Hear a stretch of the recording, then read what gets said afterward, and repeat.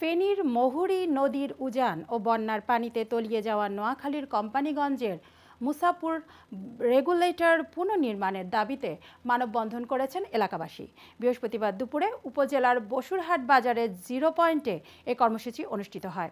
মানববন্ধনে বক্তব্য রাখেন নোয়াখালী বৈষম্য বিরোধী ছাত্র আন্দোলনের আহ্বায়ক আরিফুর রহমান, কোম্পানিগঞ্জ উপজেলা বিএনপির সদস্য সচিব মাহমুদুর রহমান রিপন, চরপাবর্তী ইউপি চেয়ারম্যান কাজী আনিফ আনসারি, সাবেক চেয়ারম্যান হারুনুর রশিদ আল হারুন সহ আরও অনেকে।